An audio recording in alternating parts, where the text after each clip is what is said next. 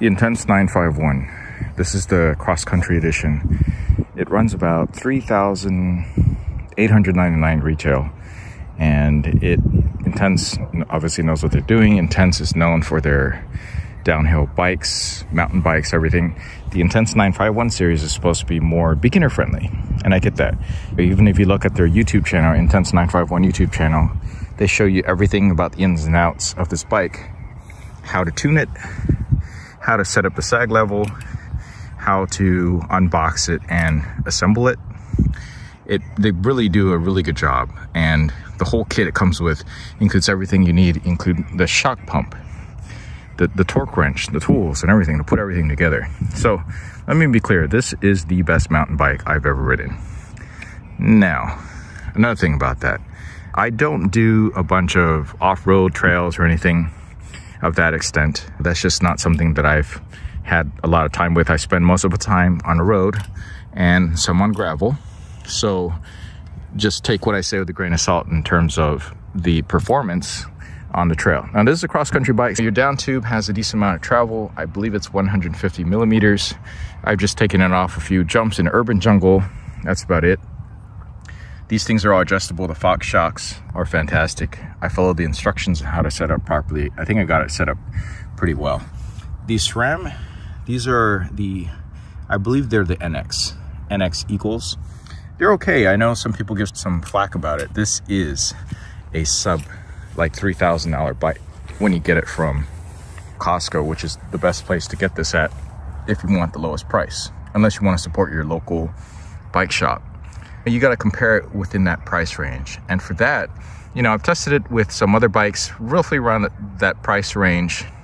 And for that, you're not getting a carbon bike. You're getting an aluminum bike. You're getting potentially better components, but it's going to be aluminum. So there's a difference when you're comparing a carbon bike versus an aluminum bike. And for that, riding it side by side, this feels more like a very sporty, lightweight, like sports car compared to the aluminum version of it. Even though, and I'll just say this, even though the weight difference was very minimal, this felt very light compared to the aluminum version of roughly just a couple $100 difference all said and done as far as MSRP. I think this represents the best value so far that I've found for a cross-country dual suspension bike, especially when you get from Costco, because Costco has that satisfaction guarantee. You can ride the hell out of it, return it, and you get your full refund. So there's really very little issue with getting it, particularly if you get it from Costco. That said, with all the bikes I've tested in this price range, this is the best one. I'm not counting used, I'm not counting super clearance deals. You can just go online and purchase it right now. This is the first one I've ever had with a dropper seat post. Keep in mind, I'm used to road bikes. We don't have dropper seat posts on there. And out of the box, most of the stuff is all configured. I didn't really have to do much of anything to configure anything. So it's pretty much let's say 95% assembled. They give you a shock pump so you can adjust the shocks. You'll want to watch a video on how to do that or read the instruction manual on how to set all that stuff up. But pretty much you just put on the wheels, tighten them up appropriately. They even include a little torque wrench in there.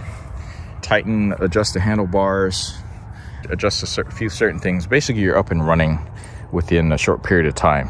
Now, adjusting the sag and everything on the shocks, that's a whole different matter.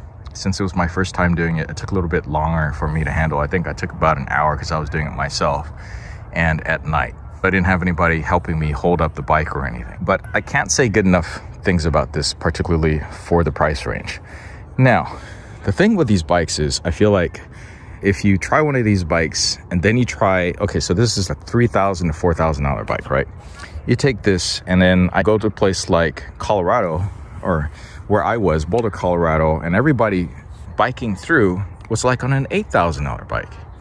You can't compare the componentry that's included in here with an $8,000 bike. You're gonna have to do a lot of upgrades in order to get to that level for this. And for most people, they wouldn't do that. Most people, you just start out with an $8,000 bike. So just keep that in mind. This is a really great deal for what you get, especially if you're a beginner to intermediate level.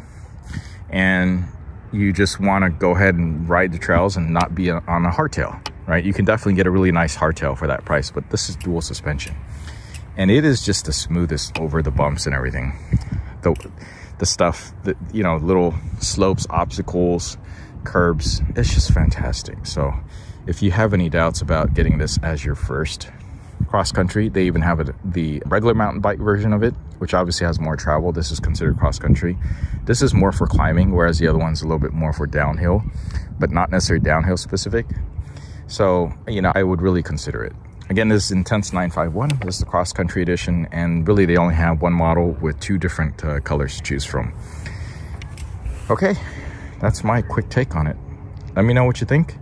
I know there's another guy that did videos on these, and I watched them, and he's super happy with his bike. So, and I agree, I'd be super happy with this bike too. Only if I went on more trails and stuff out and about. But no, I spend most of my time on the road and on gravel.